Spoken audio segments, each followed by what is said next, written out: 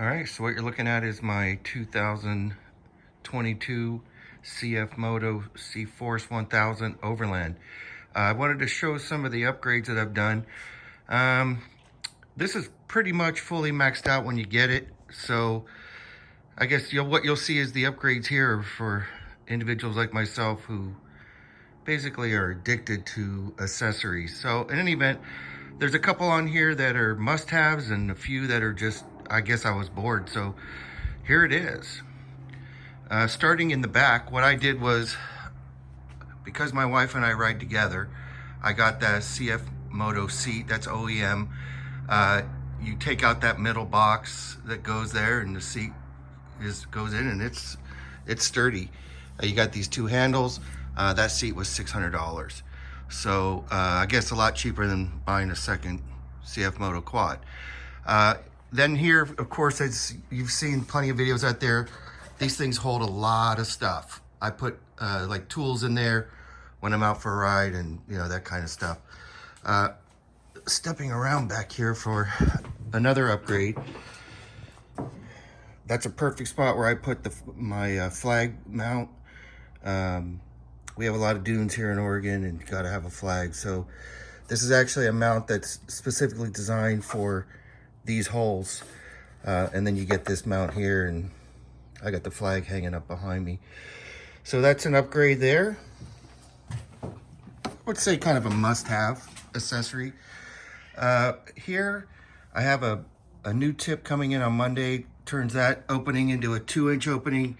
Lets more air out, I guess, or exhaust out, and helps make it sound a little throatier and gives you a little bit extra horsepower, which at 79 horsepower, this thing has plenty of power, a lot of torque. These things are great vehicles. Okay, working to cockpit area. Phone holder. It's a pretty great phone holder, designed for motorcycles, ATVs. Phone goes in there, it stays put, goes nowhere. This is a great have. The only thing by putting it here, it kind of hides the switch for the LEDs, but I know where it is, so right there.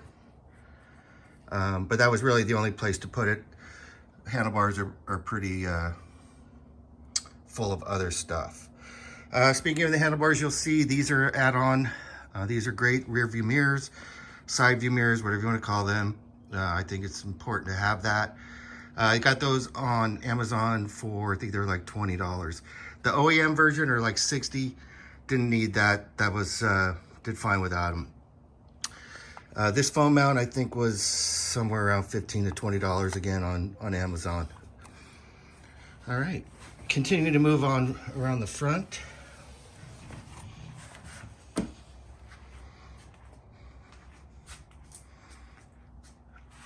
I decided to go with this front extended rack. Yeah, you see the lights. I'll talk about that in a second. This is an OEM part right here.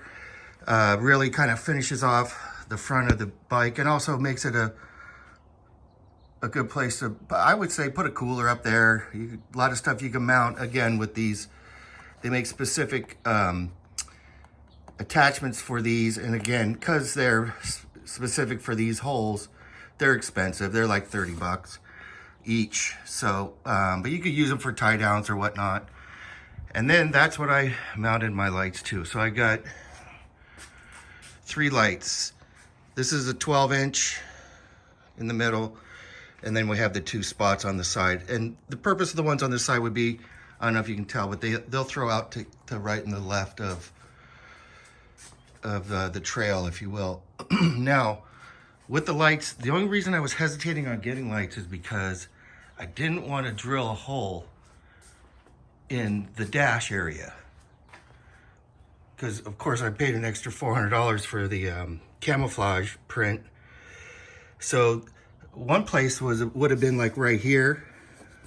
I think that would have been a good spot if I wanted to drill a hole, but I didn't. So I did the next best thing, and I found an existing hole that's already there. And there it is. That's the switch for the lights. And I'll show you without blinding you. These things are like massively bright.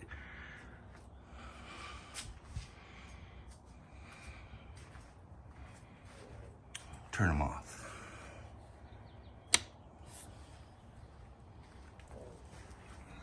And looking up front, the other thing too, as an accessory, this is a little rubber bumper. It's to help protect your winch.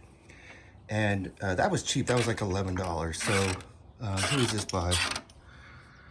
iFit? I don't know. Another Amazon purchase, but not really mandatory, but it's so cheap. And if it helps protect the winch area from metal on metal contact, why not? And let's see. So that's about all of the add-ons and upgrades that I did. One thing I did do is, anybody that has ridden these are like the Cadillac of ATVs, because they're so smooth. Besides having good power, they just ride really nice. And what I did here is I went on and watched some videos on adjusting these shocks. There's a lot of adjustments to them. I am by no means a mechanic, but what I did was I adjusted the settings on these. You got two different adjustments. You got one up top, and then you got one down there. You can look at the videos online, it'll tell you what they do. But anyway, my settings are an 8 on top, 8 clicks, you'll see. Just do the research, you'll know what I'm talking about. 8 clicks on top, 6 on the bottom for the fronts. And then on the back, same thing. I did, well, not the same thing, but same adjustments. I did 10 on top and 8 on the bottom adjustments. So yeah, that's the CFMOTO 2022 C1000 Overland. But oh, another thing I did was the control here, the thumb control, the stock one is very small, and my thumb fell off it when I was riding it. So I got one of these, I guess they're called Thumb Buddies or whatever. Easy to install, took about 30 seconds. That was, I think, 10, 11 bucks on Amazon, Thumb Buddy. But it's specifically designed for any of the ATVs that have, they all pretty much have the thumb gas. So it just makes it so it's easier to hold on to. It doesn't slip out of your fingers. So that's pretty much my unnecessarily upgraded, for the most part, CFORCE C1000. So yeah, pretty great rig. You can look online, there's plenty of videos on all the other details, but I just wanted to show everybody my upgrades. So enjoy yours and have a great day.